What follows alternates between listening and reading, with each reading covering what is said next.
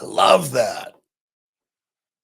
Love that. All right, we got any more Dave Meltzer? Oh, let's do one more, and then we'll go back to Dave Meltzer because we can't let him off the hook quite yet. This is from Walrads. Is it possible Meltzer has had a hand in AEW's booking, which is, in part, why he defends it so vociferously? See what I mean? See what I mean?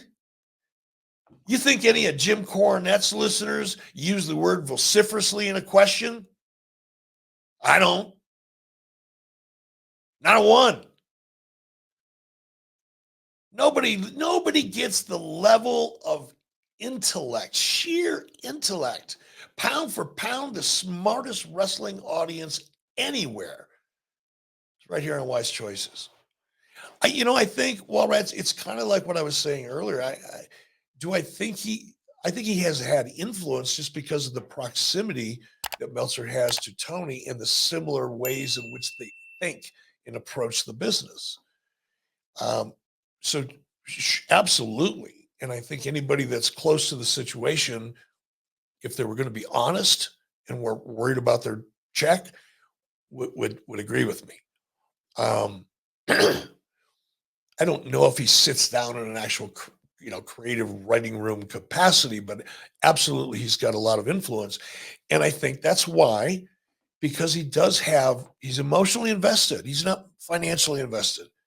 I don't think, I wouldn't imagine. But, meaning I don't think he's getting paid. I don't want to suggest that. I don't do that kind of shit. Dax.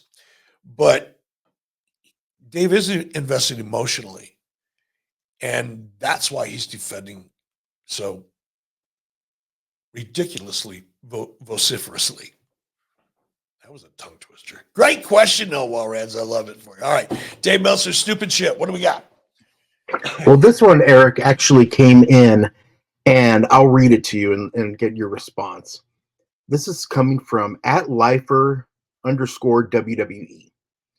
So according to Dave Meltzer, Willow Nightingale versus Mercedes Mone at Double or Nothing was equal to, and then he lists the matches that I'm about to list. But Dave Meltzer ranked their match at Double or Nothing 4.5 stars. Now that's higher than matches from this following list: Randy Savage, Ricky Steamboat, WrestleMania 3. Bret Hart, Davey Boy Smith, SummerSlam 92. Bret Hart, Owen Hart, WrestleMania 10. Shawn Michaels, Razor Ramon, WrestleMania 10. Shawn Michaels versus Mankind, Mind Games 96. Steve Austin versus Bret Hart, Survivor Series 96. Steve Austin versus Bret Hart, WrestleMania 13. Rock versus Stone Cold, WrestleMania 17. Oh my God. Randy Orton versus Mick Foley, Backlash 2004. Kurt Angle, Olympic gold medalist, versus Shawn Michaels, WrestleMania 21. Oh, whoa. Wait, you're going to love this one. Shawn Michaels versus Undertaker, WrestleMania 25. Shawn Michaels versus Undertaker, WrestleMania 26. Triple H versus Undertaker, WrestleMania 27. CM Punk versus Undertaker. Becky Lynch versus Charlotte Flair. And the list goes on and on. Whatever you say, Dave. This is why no one takes this goof seriously. I am Mr. Silva, aka Super Dave. Have you ever known me to be speechless? Never. 6 freaking years we've been working together. Hundreds, 6 years. We probably have 600 hours of content we've done together. At least. And I don't think I've ever been speechless. Well, I am now. I believe and that's Mr. what I Meltzer. mean. I mean, that's Dave is. Well, let's play this. Let's show up this next. This sums it up. This Dave Meltzer post. I think that if fans on all sides don't hate you, you actually are horribly biased because the hardcore lunatics on each side are so biased they can't see straight. Dave, I think seeing straight is kind of the issue here. I mean, I get it, right? It's your buddies over at AEW.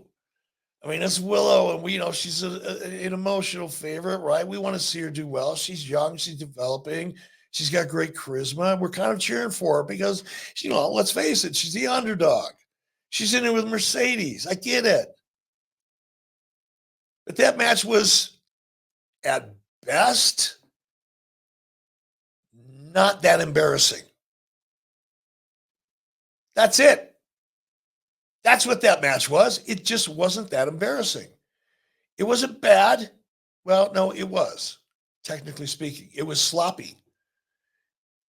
Willow, lack of experience, not talent or ability or potential, lack of experience, was trying to do things she wasn't capable of doing well yet. And it came off to be very awkward. Mercedes looked like she was having a match all by herself sometimes, and it looked good. She looked crisp.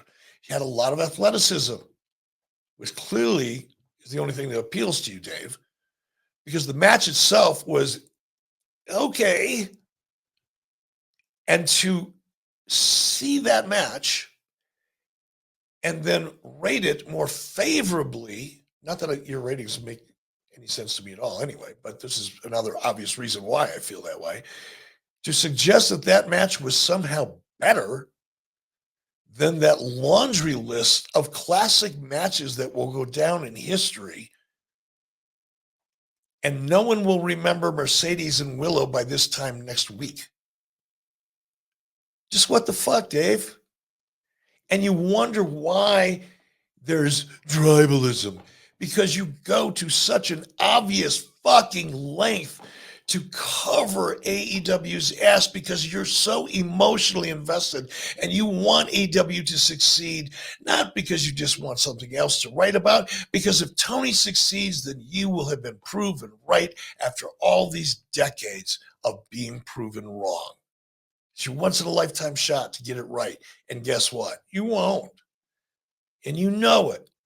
But being so obvious and transparent is to make statements like that and then wonder why people are ripping you to shreds and laughing at you, and you're losing credibility every time you inhale and exhale. You lose just a little bit more credibility. Just don't try so hard. Do what you do best, Dave. Cover the history. Tell us who, what, where, when. But stay away from the business analysis, because you're so fucking wrong. But yet the harder you try to defend, the more people find not only you, but AEW to be a joke. So lay off. You might be giving them a helping hand. You never know. All right.